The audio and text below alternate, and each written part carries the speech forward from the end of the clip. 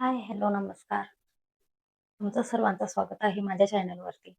तर बघा आज म्हणजे मला व्हिडिओ बनवायचा होता. त्याच्यामुळे आहे ना माझा स्वयंपाक वगैरे सर्व बाकी आहे आणि आता 1 वाजला आहे. म्हटलं गड्या स्वयंपाक करू आणि व्हिडिओ पण बनवणं होऊन जाईल. पण आहे ना तो पण आमचा सोनू काही झोपतच नव्हता. सकाळी एक शूट होता त्याच्यामुळे म्हणजे ते पार्सल 8 दिवस झाले येऊन पडलं होतं. त्याच्यामुळे त्याचं शूट करायचं होतं. मग शूट केलं पण तो उठून गेला. मग तेवढ्या टाईमामध्ये तो झोपेल असतो ना सकाळी, मग तेवढ्या टाईमात मी स्वयंपाक वगैरे करून घेते. आणि पोरी पण शाळेतून आल्या, आता त्यांना भुका लागल्या, तर म्हटलं आता काय करू, मग डाळ चिकोल्याच बनवते. तर आता मी डाळ वगैरे शिजवून घेतली आहे, पीठ पण मळून ठेवलंय आणि भाजीपाला पण आणून ठेवला आहे. हे बघा तुम्हाला दाखवते.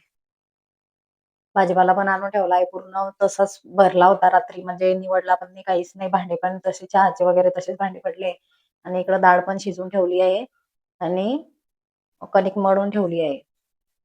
तर आता आहे ना म्हणजे मी पटापट करून घेते. तुम्ही व्हिडिओ कंटिन्यू करा. सर्वात आधी आता जेवणाचं बघते. भाजीपाला मी साईडला ठेवून देते खाली. नंतर दुपारून वेळ भेटेल तसा मी निवडून काढीन त्याला.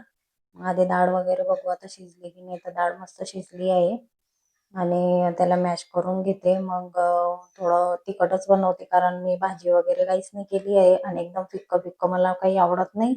मग त्याच्यामुळे मी लसण आणि मिरची बारीक करून म्हणजे खलबत्त्यामध्ये जाडी मोठी कुटून बनवणार आहे. तर तुम्हाला दाल चिकोल्या आवडता की नाही आणि तुम्ही कधी करता की नाही आणि तुमच्याकडे याला काय म्हणता नक्की सांगा मला. याला आता मी फक्त स्वयंपाकच करत होती, लगेच सुटला पण. काय झालं भाऊ? का का का का का आता बघा स्वयंपाक वगैरे सर्व राहिलं ठिकाणावर. आता हा उठून गेलाय. आता कसं काय स्वयंपाक करू बरं मी. आता त्याला दूध पाजलं आणि झोपी लावलं. तर मी आली आता किचन मध्ये, पातेलं ठेवलं, त्याच्यामध्ये तेल, जिरं, मोहरी टाकून दिलं आणि इकडे मी लसण आणि मिरची खलबत्त्यामध्ये कुटून घेतली होती जाडी मोठी, ते टाकून दिली. आणि कढीपत्ता, तुमच्याकडे कढीपत्ता असला तर तुम्ही टाका, माझ्याकडे नव्हता त्याच्यामुळे मी टाकला नाही. आणि मिरची थोडी होऊ द्यायची त्याच्यासाठी मी थोडं मीठ टाकलं होतं आणि लगेच आपली डाळ टाकून दिली. डाळ शिजायच्या वेळेस हळद टाकायला मी विसरून गेली होती, घाईघाईमध्ये डाळ लावून दिली आणि डाळीमध्येच टमाटर वगैरे मी शिजवून घेतलं होतं. आणि इथं एकदम पातळ पोळी लाटून घेते जेणेकरून की लवकर शिजेल म्हणून. आणि एकदम बारीक बारीक तुकडे करून घेते. आमच्याकडे आहे ना म्हणजे माझ्या आईकडे आधी खेड्यागावामध्ये अजून पण बनवताना हे तर असे आपण पुऱ्या कशा करतो गोल जाड तसं करता, असं बारीक तुकडे करून असं करत नाही. तर तुमच्याकडे कसं बनवता मला नक्की सांगा कमेंट करून. आणि थोडं पातळच ठेवायचं कारण हे शिजल्यानंतर आहे ना पूर्ण घट्ट होऊन जाते. त्याच्यामुळे मी पाणी थोडं जास्त टाकलं आहे कारण थंड झालं ना एकदम घट्ट झालं तर चांगलं नाही वाटत. थोडंफार पातळच पाहिजे.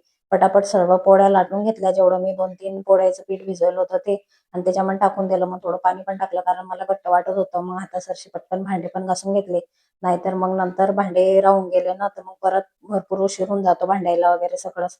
आणि जेवणाचे पण भांडे भरपूर पडतील, त्याच्यामुळे सकाळचे चहाचे स्वयंपाकाचे सर्व भांडे पडेल होते. मुली शाळेतून आला त्यांचे डबे वगैरे सर्व पडेल होतं.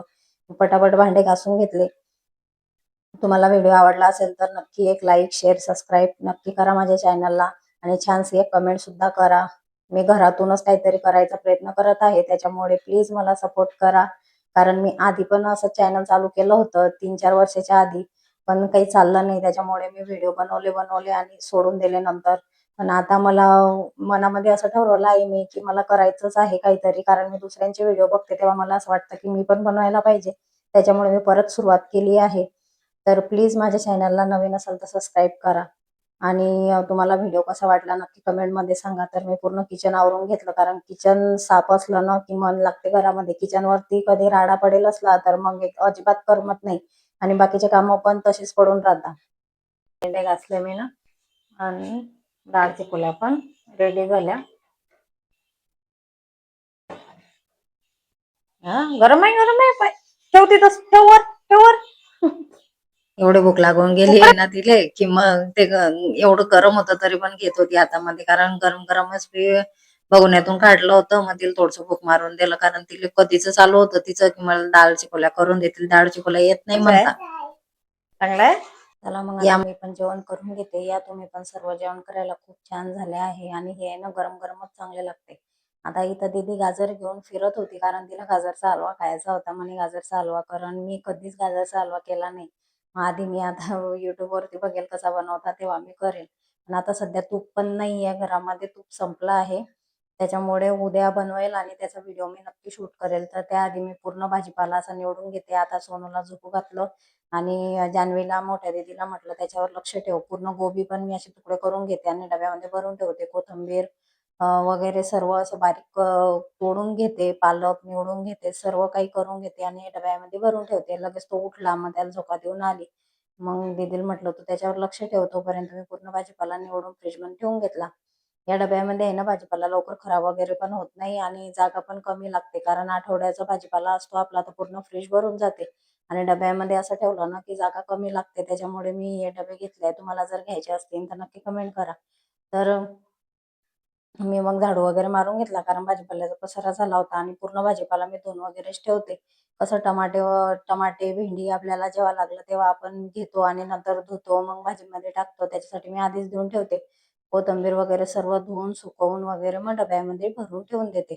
फक्त जो भाजीपाला आपण गिलके, कोबी आपण चिरल्यानंतर धुतो, तर मग ते काही धुवून ठेवायचं काही गरज पडत नाही. मग आता मी पूर्ण भाजीपाला धुवून घेते. गाजर वगैरे सर्व स्वच्छ धुवून घेते आणि ठेवून देते.